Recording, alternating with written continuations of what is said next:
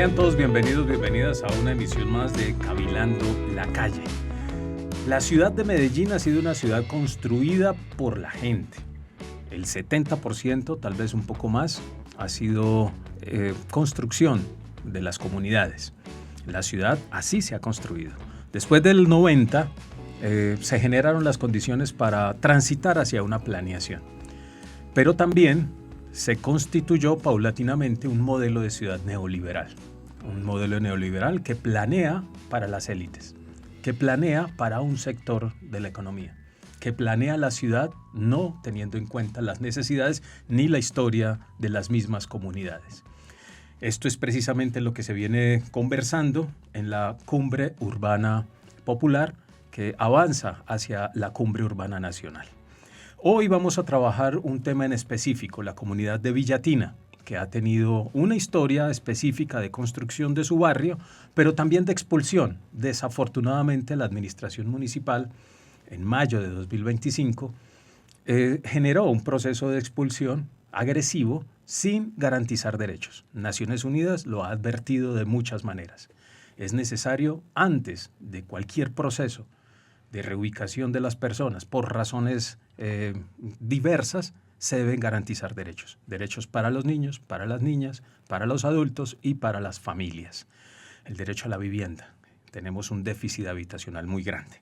Vamos a trabajar ese caso, vamos a profundizar sobre la situación que acontece en Villatina y para eso agradecemos que nos estén acompañando hoy Marcela Arango y Fidelina Huajibioy.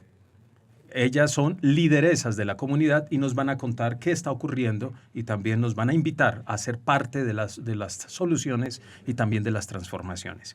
Marcela, bienvenida. Fidelina, bienvenidas. Muchísimas gracias. Bien, ¿quién es Marcela? Marcela es una mujer entregada en estos momentos a su familia, entregada a la comunidad después de tanto inconveniente que sufrimos después del deslizamiento que hubo el 22 de mayo del presente año. Hemos estado trabajando conjuntamente con las personas damnificadas, inclusive nosotros también estamos afectadas porque nuestras casas hasta el momento tienen una evacuación temporal, entonces hemos tomado como la batuta de acompañar a las personas que están afectadas en la parte de abajo de Villatina, hacerles el acompañamiento y luchar pues como por el bien de toda la comunidad. ¿Quién es Fidelina?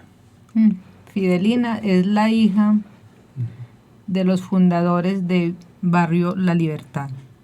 El barrio La Libertad se divide en dos partes.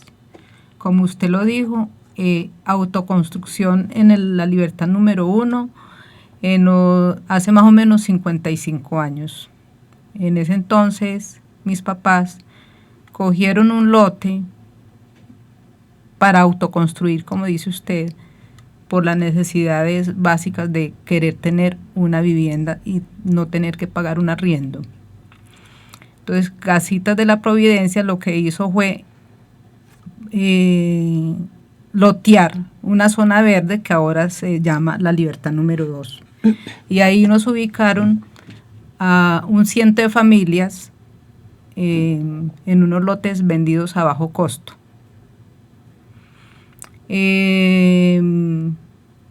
Villatina forma parte de La Libertad forma parte de Villatina. Uh-huh.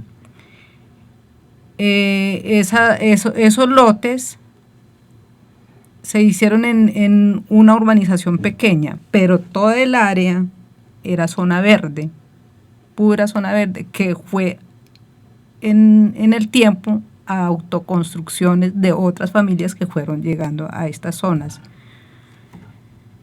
Entonces, ¿quién es Fidelina? En este momento, una dama afectada por la parte sensible que es la económica, la parte psicológica, de la demolición y el desplazamiento forzoso de las administraciones que han venido manejando estos barrios, y por el abandono del Estado, de no darle un debido tratamiento a las vías, a las cunectas y a las alcantarillados de hace más o menos 50 años que nunca les hicieron mantenimiento.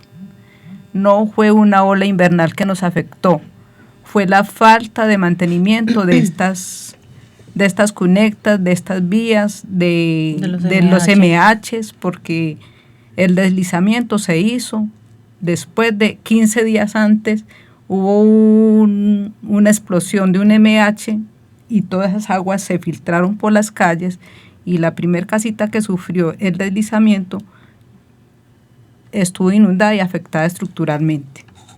Indignada, Fidelina, por el tratamiento que ha hecho la alcaldía, que lo único que hizo fue arbitrariamente ir a demoler 2 viviendas alejadas de la zona de la evacuación. ¿Con qué objetivo? No sabemos, pero esa no es la solución. La solución no es desplazar más gente, sino buscarle solución para evitar más problemática de falta de vivienda a las personas. Bien, estamos hablando de varias problemáticas al tiempo. Muchas. Marcela, cuéntanos un poco, para quienes nos están escuchando, ¿qué sucedió? ¿Cuál es el hecho detonante que ocurre en mayo, si mal no estoy, 2025? ¿Qué fue lo que ocurrió? Y nos remontamos un poco, como lo está haciendo Fidelina, a la historia, que es clave poderla ubicar. Que sí. Marcela. Bueno, poniéndolos como en contexto, Villatina queda en la Comuna 8 de acá de la ciudad de Medellín, la Comuna 8 pues de Villahermosa, queda dentro de esa comuna. Como bien lo dijo Fidelina, ese barrio fue fundado hace más o menos 55 años, nuestros padres fueron fundadores de ese barrio. Fue entregado anteriormente se llamaba Casitas de la Providencia y luego pasó a Corvide. Corvide entregó escrituras y entregó los lotes a nuestros papás y se fundó pues el barrio. El área que fue afectada era como una reserva natural que nosotros teníamos porque eran sembrados que habían hecho los abuelos de nosotros y nuestros papás. Habían árboles de aguacate, árboles sembrados de café, habían, ¿qué otros árboles? De mango, ¿cierto? Pues había mucha reserva natural ahí dentro del barrio, pero lastimosamente por las personas pues inescrupulosas, unos vecinos iniciaron con el loteo de la parte posterior del Parque de la Libertad, el parque infantil. Se apropiaron de ese terreno y empezaron a lotear esa parte y empezaron a vender pues y las personas construyeron.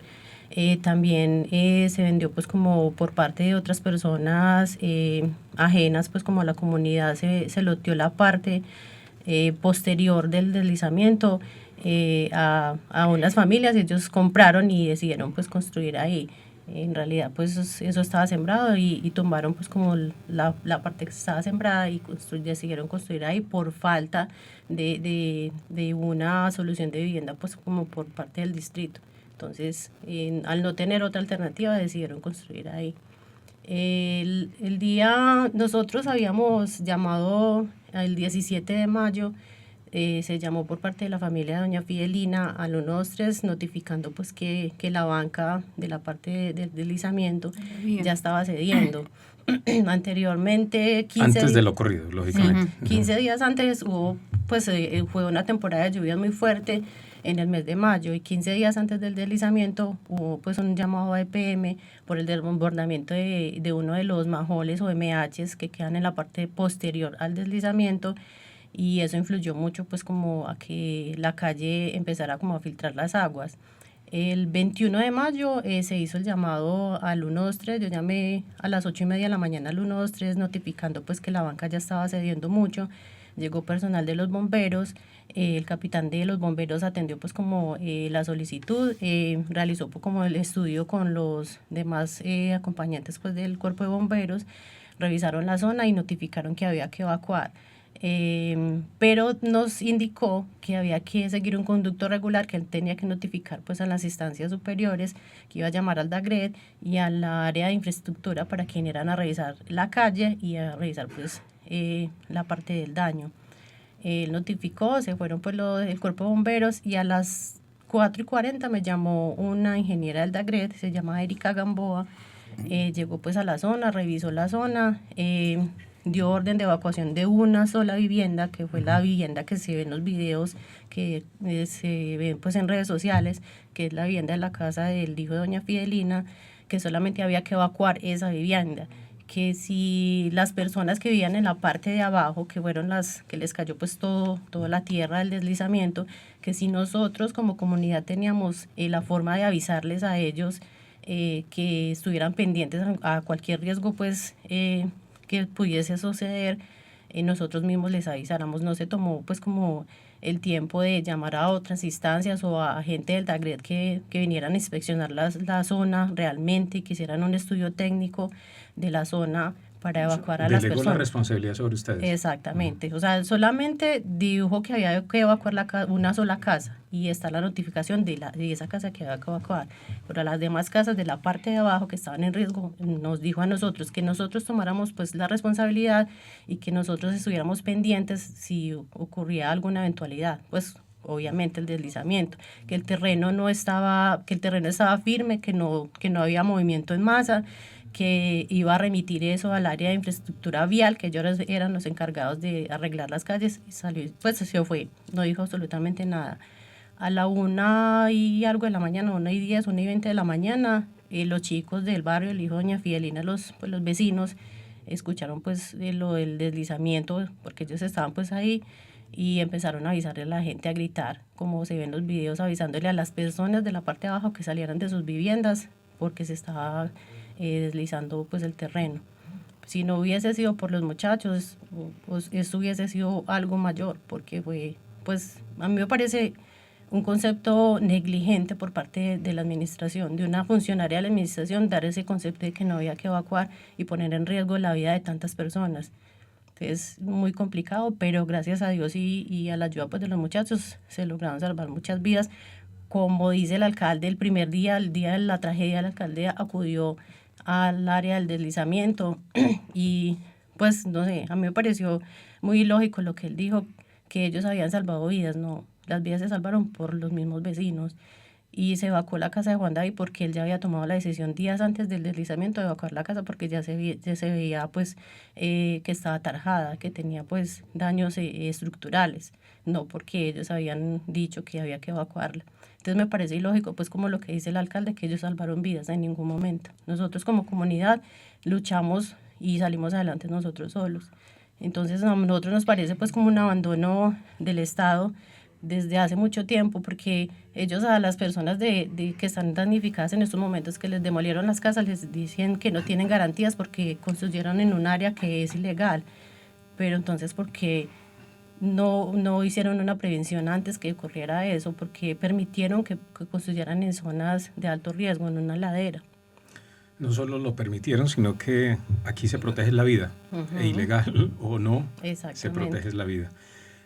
Preocupante, porque Fidelina nos está diciendo, hace 50 años se construye el barrio de manera de autoconstrucción, pero no hay una intervención del Estado para generar el mantenimiento, un alcantarillado adecuado, etcétera, etcétera. Entonces ahí ya hay una responsabilidad de larga data. Y Marcela nos está diciendo que se avisó con tiempo, fueron a hacer una inspección rápida. Y que el terreno estaba firme, que el daño era solo una sola casa. Una sola casa, y que era de infraestructura vial, que iban a mandar al otro día el personal calificado para eso. O sea, que hay una cadena histórica de irresponsabilidad. Es más, la calle que queda contigua a la casa de nosotros, esa calle la construimos nosotros mismos como comunidad, porque el Estado no ha hecho ningún mantenimiento. Además, el alcantarillado del barrio es un alcantarillado de vieja data, de Atenor, de esos que son de cemento grande. Esos alcantarillados nunca se les ha hecho mantenimiento.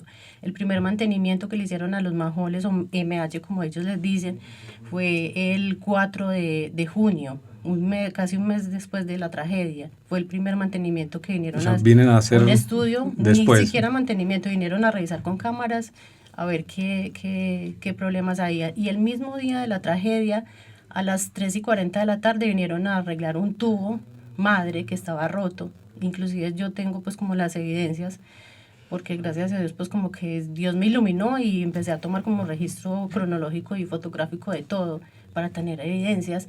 Ese día a las 3:40 vinieron a arreglar justamente ese tubo y la respuesta de ellos era que había que poner una llave de paso por si ocurría alguna eventualidad, cerrar el flujo de agua para que no ocurriese algo más grande. O sea que el daño se causó fue por el daño del tubo. Sí, es que esa es la conclusión de la comunidad. ¿Y qué dice la alcaldía frente a eso? Muchos de la comunidad decimos no fue la ola invernal, fue abandono del Estado por la falta de mantenimiento de los MHs, el alcantarillado de hace 50 años y el MH justo donde está la dirección de la casita que se fue y la banca de la vía que se fue. SMH está en muy malas condiciones, dicho por un ingeniero que vino con una comisión de la Defensoría del Pueblo, Defensoría del Pueblo a nivel nacional, que inclusive cuando él estaba revisando, los de Medellín eran llamando un ingeniero, como quien dice no ponga en evidencia eso, pero ya lo sabíamos, que SMH está en muy malas condiciones y pensamos que todo ese daño se produjo fue ahí, no fue por la ola invernal, porque es que todo eso era sembrado, no eran viviendas como dice la alcaldía. Les cayó toda esa banca, que eso es alrededor de más o menos 1.000 metros cuadrados de sembrado, esa banca de eso tan siquiera ni fue de deslizamiento, se lo tragó la tierra prácticamente. Ahí había una veranera grandísima, yo tengo unas fotos también de árboles y todo eso se fue inclusive así y después bajó. La alcaldía, o sea, a nosotros nos ha, en un dictamen que ellos dieron en un estudio que ellos hicieron visual, porque literal dice que el estudio fue visual, el que nos entregaron, ellos tienen conocimiento de que fue por aguas externas, no por ola invernal, y el estudio fue superficial, fue con unos drones, o sea, no entraron al territorio, no evaluaron absolutamente nada.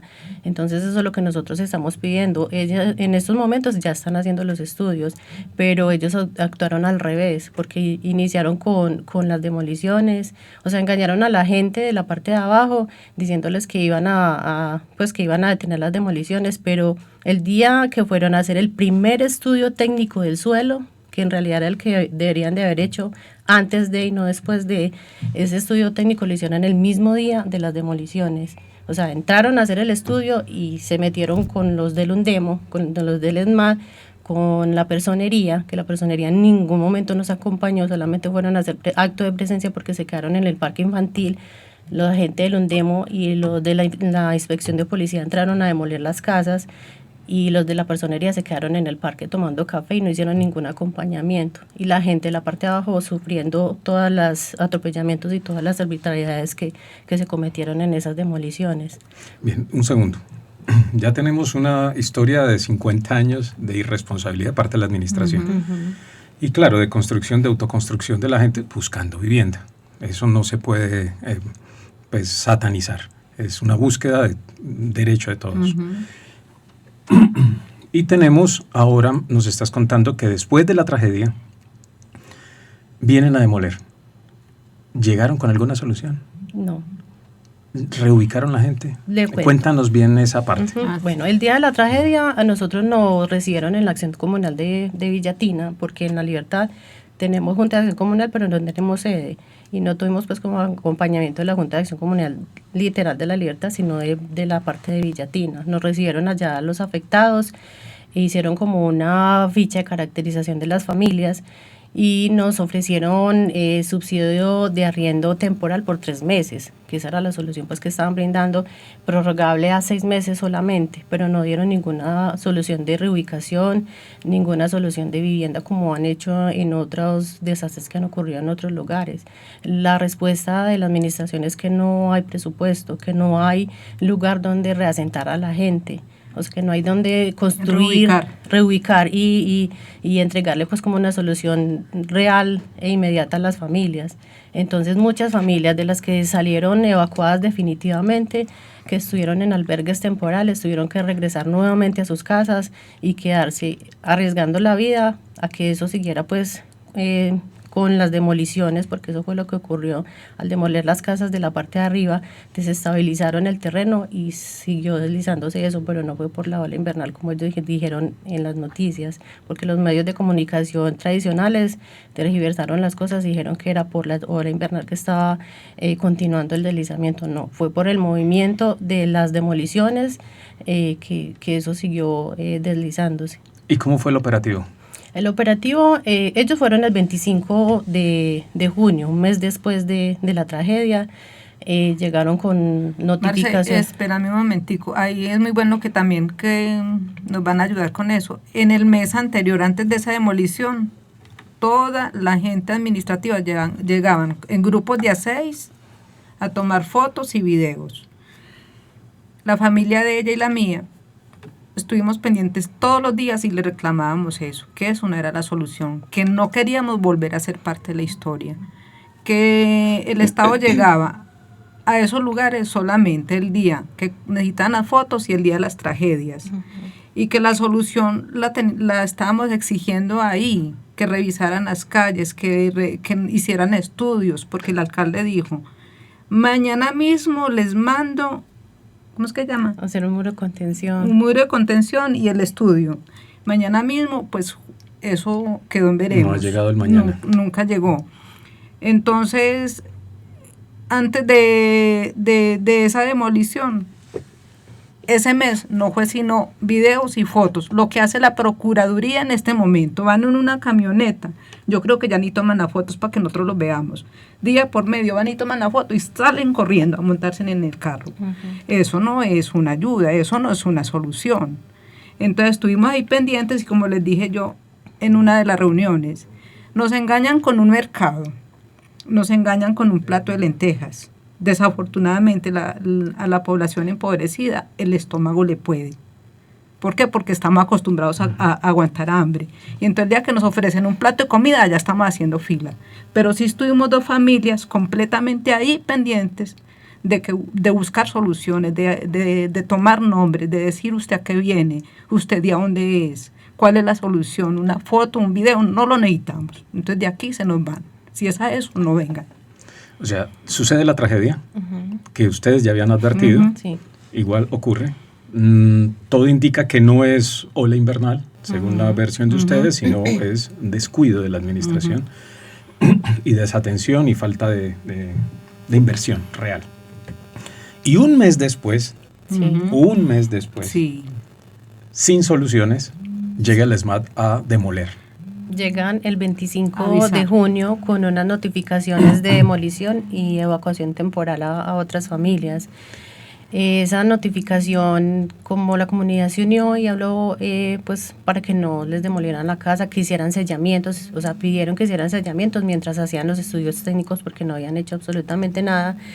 Estaba el personero encargado en ese momento y habló pues con alguien de la alcaldía que estaba ahí, ni siquiera pues se acercó y se presentó ni dialogó con la comunidad, sino que se hizo apartado, consultaba con él y llegaron al acuerdo que ese día 25 no se iban a hacer las demoliciones, que solamente por ese día pues da como la garantía, pero al día 26 de junio llegaron con la inspectora de policía de Villatina y entregaron las órdenes de demolición. Esas órdenes estaban firmadas desde el 19 de junio, pero no se había notificado a la comunidad. Y en esas órdenes dice que era el tercer aviso, no estaba ni el primer aviso ni el segundo aviso. Entonces... Tenían afán. Sí. Entonces era el tercer aviso. ¿Cómo se realiza el operativo? Es decir, ¿tienen en cuenta los niños, las niñas, los adultos mayores? ¿Tienen previsto una solución? No. Cuéntanos un poco de ese momento, ¿cómo se realiza? Con engaños. Llegaron a la comunidad convocando a 3 reuniones en partes estratégicas. Mientras tanto se llenó de gente del ESMA, del Undemo y la Fuerza Pública. Y se metieron a la zona a hacer demolición. Prácticamente nos encerraron sin tener acceso a la defensa. Una de las casitas que fueron demolidas estaba sin nadie en la casa, sin evacuación de sus enseres. La demolieron estando la dueña de la casa en un hospital. porque debido al desalojo que hubo, esa señora sufrió un infarto, tiene enfermedades de base y terminó en una clínica. Y el esposo estaba allá con ella. Cuando le avisaron al señor era que ya le estaban demoliendo su casa con todo adentro. Con todo adentro. Muebles, enseres, O sea, lo más inhumano que se pueda. Lo más inhumano. Y los del Undemo, porque sacamos unas carteleras de protesta, porque no fuimos groseras y no, carteleras rechazando las acciones, burlándose, riéndose. ¿Quiénes se burlaban? Los del Undemo. En la cara de nosotros. Fueron completamente irrespetuosos. Ellos almorzando y nosotros bregando a entrar una comidita para las personas que habían allá en la demolición, no nos la dejaban entrar. Al señor que le estaban demoliendo, que llegó agitado en su desespero, tampoco lo iban a dejar entrar, porque nosotros reclamamos como comunidad que lo dejaran entrar a sacar sus cosas. El abandono total. El Undemo es el SMAT, ¿no? Ajá, Eso no se ha desmontado y sigue Sí. siendo lo mismo, Bueno. ¿cierto? Y eran nosotros como 20 personas ahí reclamando los derechos, a que nos trataran bien, y ellos como 60 ahí como si nosotros fuéramos delincuentes, ¿no? ¿De cuántas familias más o menos estamos hablando? Por ahí de 22, ¿cierto? Son, en este momento, pues hasta el momento tenemos censadas 34 casas, 30. pero hay casas de 2 y 3 pisos, o sea, que son más de 200 personas. Que esa es otra cosa, que les toca a ustedes hacer el censo y no la administración, porque sabemos que la administración puede que diga cositas que no son. Exactamente. No es la primera vez que ocurre, ¿cierto? Nosotros tenemos pues como un censo ya establecido. La ficha de caracterización que ellos hicieron no fue la ideal, porque muchas de las familias que censaron no tenían dirección en las casas y tomaron como punto de referencia la casa de algún vecino que sí tuviese esa dirección, y eso fue otro de los puntos que nosotros estamos hablando, porque las demoliciones las hicieron con base en esa ficha de caracterización, y como habían varias casas con una misma dirección, se pegaron de ahí y legalizaron las demás demoliciones con esa dirección que se había preestablecido, ¿sí me hago entender? Sí. Entonces fueron más las casas que habían dicho que tenían que demoler porque se cruzaron esas direcciones. Pero eso se cruza después también con el resarcimiento de derechos. Exacto. Entonces, en este caso solo fue una casa, una sola familia y no las reales. Exactamente. O sea, todas las irregularidades que usted pueda. Todas, porque le dice yo que estuve ahí paradita, es cuando estuvieron haciendo los censos, vigilando, le decían, decía por decir alguna familia, es que mi casa no tiene dirección, pero la más cerquita. Entonces esa fue la causa de la arbitrariedad para la demolición, y es lo que dice usted. Se van a aprovechar de todo eso. Claro, pasa un mes, hoy ya estamos muchos meses después. ¿Cómo están? ¿En qué condiciones están? ¿Cuál es la situación? Con incertidumbre, divididos. Usted sabe que en estas cosas hay gente que le gusta pescar en río revuelto. Hay líderes positivos, líderes negativos. Entonces, unos trabajando por un lado y otros por acá. Desafortunadamente es así. ¿Y la administración qué ha hecho en este tiempo? En este tiempo lo que han hecho, o sea, lo que pedimos, nosotros tuvimos una comisión accidental el 28 de junio, tuvimos una comisión accidental con la administración municipal, porque ya se había solicitado desde hacía un mes esa comisión accidental. Estuvimos reunidos con ellos. Ellos se comprometieron pues como a hacer los estudios pertinentes, pero en realidad el abandono sigue porque no nos han dado ninguna solución pues verídica. Ya estamos en agosto. Ajá. O sea, va cruzando el tiempo. Ya vamos para 3 meses y solamente han hecho estudios, no han publicado ni nos han entregado ningún resultado en ningún estudio, y la comunicación es como un teléfono roto, porque son muy imprudentes con la comunicación que le brindan a la comunidad, porque en vez de entregar como una solución o darle un parte de tranquilidad a la comunidad, antes asustan más a la gente, porque por ejemplo a nosotros que estamos en la parte de arriba, que tenemos evacuación temporal, nos dijeron que teníamos que estar sujetos al estudio técnico del suelo que estaban haciendo, que dependiendo de ese estudio técnico pasaban las casas de la parte de arriba del barrio La Libertad a demolición, pues a evacuación definitiva de demolición, y no solo la calle de nosotros, sino toda la manzana entera. Entonces yo creo que esa no es la manera de darle como la información a la comunidad, sin tener pues como el resultado real de los estudios. Aparte de eso, el acompañamiento, ellos en la comisión accidental dijeron que nos habían hecho un acompañamiento psicosocial, en ningún momento. Hay familias, como lo comentó doña Fidelina, la señora que estuvo hospitalizada, ella tiene una enfermedad de base, ella pues una enfermedad de alto costo, ya estuvo hospitalizada, y el mismo día que le demolieron en la casa, a esa señora le dieron de alta y no tenía para dónde irse. Los efectos psicosociales son agudos, que nunca los tienen en cuenta en estos casos. Un poblador que se iba a quitar la vida ese mismo día. El mismo día. Se iba a colgar. Y no hubo atención para él. No. Golpearon a un menor de edad, la comunidad tiene los videos, la gente del Undemo y los que estaban demoliendo golpearon a un menor de edad, atropellaron a señores de la tercera edad, o sea, todas las cosas las hicieron mal desde el principio. Y las respuestas verbales, por ejemplo, del DAGREN, es que entiendan que para las zonas no mitigables no hay presupuesto. ¿Para qué construyeron ahí si les daba miedo morirse? ¿Quién dijo eso? Un funcionario del DAGREN. ¿Y tienen el nombre?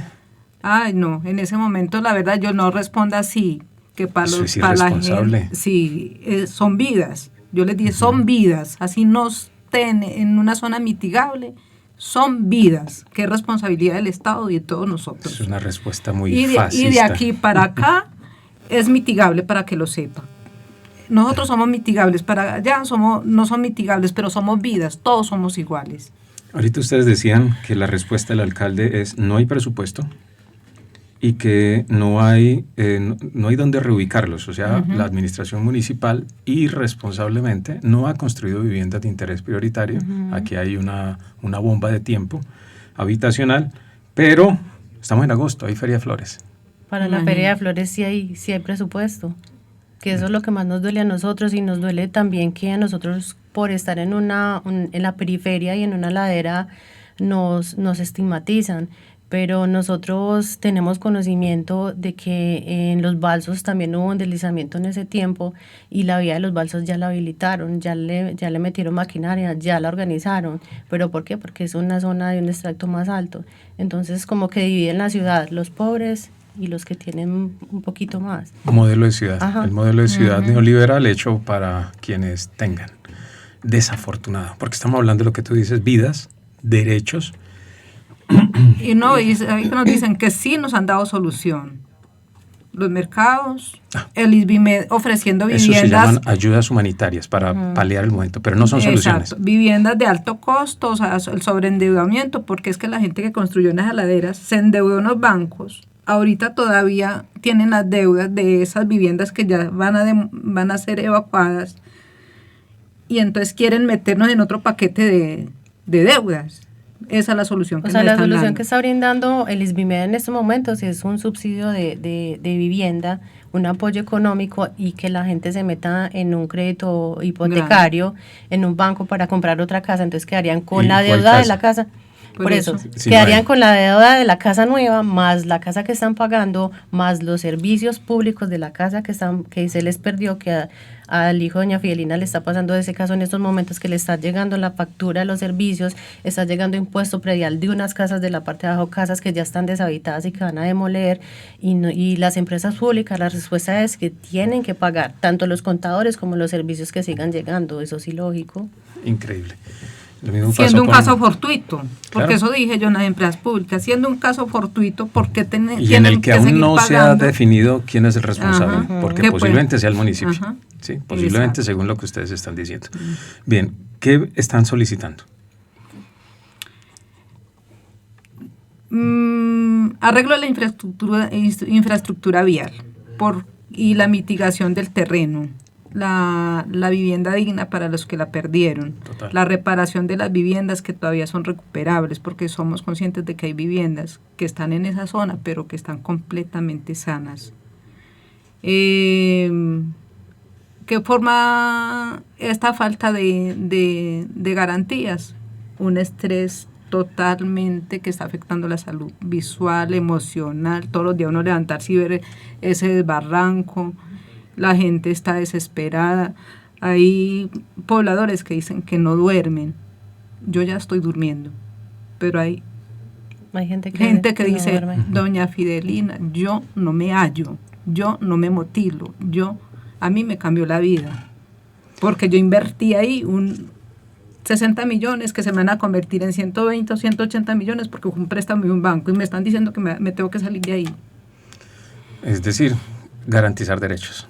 O sea, es lo básico. Lo que nosotros pedimos es que nos brinden garantías, que hagan que los estudios los continúen, que nos den respuesta real de los estudios, que no los maquillen, porque desde el principio han maquillado todo, iniciando con el primer estudio, que fue un estudio superficial y con base en ese estudio fue que tomaron la decisión de las demoliciones. Inclusive el terreno que se deslizó no estaba construido, era un sembrado de palo, un sembrado de café, de árboles de aguacate, de mango. Las casitas que quedaron afectadas estaban mucho más abajo del sembrado que tenía la familia doña Fidelina, porque ellos no permitieron que lotearan eso y lo guardaron pues como una reserva yo le decía el pulmón del barrio. Ajá, sí. ¿Saben si el municipio en su plan de ordenamiento requiere esos terrenos para algo? Pues la verdad no sabemos porque ellos están pegando desde del plan de ordenamiento territorial del 2014 y eso ya está desactualizado. Entonces no sabemos incluso están en revisión en este momento. Tienen. Y el área que están estudiando en este momento la ampliaron porque son comentarios como tan al aire que los que ellos sueltan y son tan imprudentes que dijeron que iban a ampliar el área de estudio porque iban a tumbar todas las casas de la parte de la quebrada La Gallinaza que está contigua pues como en la parte posterior del deslizamiento, que iban a demoler todas esas casas para construir una vía. Entonces no son prudentes con la información que brindan y la gente, ya es mucha más gente que está afectada psicológicamente porque están pensando que les van a tumbar sus casitas. O sea, eso es la demolición se va a ampliar. Es la única promesa. No generarles viviendas, soluciones, sino seguir demoliendo para una vía. Sí o sí. En comentario. El secretario de Infraestructura de Medellín, que estuvo con nosotros en la comisión accidental, cuando tuvo la intervención, nosotros pues digo que las demoliciones iban porque sí. Y nosotros le preguntamos qué garantías nos daban y nos dijo que las garantías ya estaban dadas. Nosotros, ¿qué garantías nos están brindando? Ninguna garantía nos están brindando. O sea, garantizar derechos y trato digno. Trato digno, es increíble. Digno, eso es lo que yo más he pedido porque es que las respuestas son groseras o sin respuestas como si uno fuera una piedra, no. Es que no podemos responder, así cierto, así nos han dicho. La ciudad es nuestra, ¿no? Hay que ver cómo se trata bastantes impuestos que hemos pagado toda la vida. Como en la paralela le siguen llegando casas destruidas, ya con muchos años después le sigue llegando el impuesto predial. Es decir, aquí hay algo estructuralmente que no está funcionando. Sí. Bien, ¿cuál sería el llamado para las organizaciones sociales? Un llamado para la administración municipal, que ya lo están haciendo, ¿cierto? Pero sería como para ir resumiendo, ¿cuál sería el llamado a la administración municipal y a los entes de control? ¿Y cuál es el llamado a la sociedad en general? Universidades, organizaciones sociales, populares, ¿cuál sería ese llamado o esa alerta? Yo digo que de pronto por mi parte hacer eco de lo que está sucediendo a nivel de ciudad, porque no solo en Villatina, es a nivel de ciudad, es el abandono del Estado que por muchos años... abandono intencionado. Exacto, ha sido por varias administraciones. Sí, no, pues, o sea, desde que yo tengo conocimiento, yo nunca había visto a un político por mi casa. Y la primera vez que yo vi al doctor Federico fue el día de la tragedia. Y lo único que él dijo fue que yo quería, que más quería, como habla él. Gracias por salvar vidas. Y después de que fue con el director de la greda a revisar el área, la respuesta fue que había sido culpa de la comunidad por construir en una ladera. Eso no es respuesta. Entonces, además que no obedece a la realidad. Hacer eco a lo que está sucediendo en la ciudad, aunarse a los esfuerzos de la ciudad, porque la respuesta de ellos es porque somos pobres y porque vivimos en la periferia, en una ladera, no tenemos derecho a la vivienda. Y si a eso nos vamos, entonces tiene que tumbar a más de medio Medellín. Por ahí el 70% de Medellín. Entonces es ilógico que una persona tan estudiada y tan letrada como es el alcalde y las personas que trabajan en el distrito den una respuesta tan no sé, como tan fría, inhumana. tan inhumana. ¿Qué decirle a las organizaciones sociales? Entonces, en este caso. Trabajar a una sola voz por las comunidades que están más vulneradas, porque muchas de esas comunidades no tenemos ni la capacidad económica para tener las mismas alternativas de estudio, de educación y formación. Muchas de las personas que habitamos en esas áreas casi que nos defendemos por la fuerza de supervivencia. Entonces, a estas organizaciones sociales que tienen un poquito más de capacidad de educar, compartir con estas poblaciones en educación, en dirección, porque direccionar la gente por donde se mueve para reclamar sus derechos es muy importante. Claro, articular las luchas, no ir divididos. En ese caso se viene organizando la Cumbre Urbana Popular. ¿Qué decir frente a eso? ¿Qué llamado hacer frente a la cumbre? Que ya se hizo un primer encuentro, se va a la hora de las mesas, creo que es el 23 de agosto, para la cumbre nacional. Porque ese problema es de todos y es nacional, ¿cierto? Además que tenemos más del 70% de la población colombiana viviendo en ciudades, ¿cierto? Esa es una ruta, podría ser, la cumbre popular, una expresión de organización. Sí, claro, porque es organizar la población, es educar, vuelvo a lo mismo, es sensibilizar a las personas que no estamos luchando para una sola persona, sino para las comunidades afectadas en lo mismo, en la falta de vivienda y de unos derechos dignos. Bien, perfecto. Vamos cerrando por hoy, pero vamos a seguir en contacto. Claro que sí. Porque no solo hay que conocer, sino que también hay que involucrarse para poder tomar partido. En ustedes, en la lucha permanente por la existencia, por los derechos básicos y fundamentales y por la dignidad como pobladores y pobladoras, pero quienes nos escuchan también la solidaridad para unar fuerzas. En algún momento vamos a tener dificultades porque este modelo de ciudad va tocando a todos. Es un modelo de ciudad que expulsa y no respeta derechos básicos ni fundamentales. Ya hemos visto varios casos.